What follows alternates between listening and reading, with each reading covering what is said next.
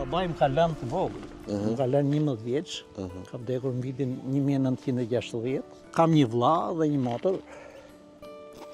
Bëhet fjalë, vllai ka qenë 3 vjet më i vogël nga unë, kurse unë kam qenë, motra ka qenë 3 vjet më e madhe nga unë. Vdes babaj dhe le nënën. Do me thënë, nëna ka ndikuar të këtu? Patjetër. Besoj edhe në edukim. Për sa kohë që babait ka lënë deri në Nëna me gjithë vogël 11 me vjeç. gjithë të nusën e Xhexhait ka ndikuar prefekt, dhe ishte ka qenë plak shumë e zgjuar ajo. E bilbët tregonin kështu, thoshin që në qoftë se nuk mande mend ndonjëri kështu kur i kishte lindur djali, vinin thoshin, ka danë, thoshte, kur më ka lindur djali muaj, thoshin asaj plakës. Aq e fortë ishte kështu Me memoria. nga memoria. Sa vjeç je ti, Sheba? Unë jam 76. 76 vjeç, ë? Ti vetë ke lindur në Karavastan. Unë kam lindur. Kjo është rruga praktikisht që ti ke bërë kur ke qenë i vogël. Po. Jam bërë shumë lëvizje, këtu ka qenë kam ngullur kënd në atë kohë kur ndan tokat. Pse? Sepse s'dojnë të më jepnin këtu tokë. Ku kam lindur dhe thash unë atij komisionit. Nuk donin, se kështu po ndahesh sipas radhës. E thash unë do marr tokë, thash unë atje, dhe jo me shpresën se do beja shtëpi këtu. Po tu ta merja. Kot kështu. Edhe ma plotson dëshirën ata. Pastaj bëj një stall lopësh, pata kam pas një 8 lopë. Edhe erdhëm këtu, flinim të këto dhomat këtu poshtë. Do me thënë ke fjetur ngjitur me stallët, me lopët. Me lopët. Pastaj, vash nga vash, edhe djemët e morën rrugën, jati eglit ka qenë në peshkim në atë kohë. Mirë po, peshkimi që koha që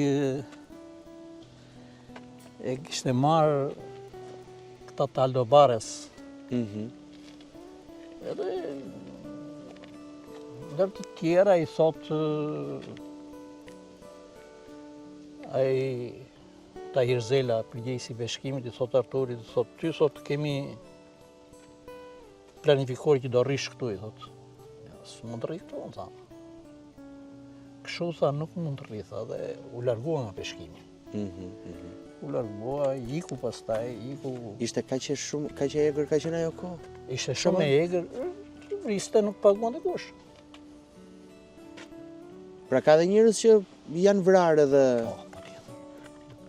Bile dikush aty në atë fshatin, aty pavajtu të thonë Karavasta e re, një qenë qimë poshtë.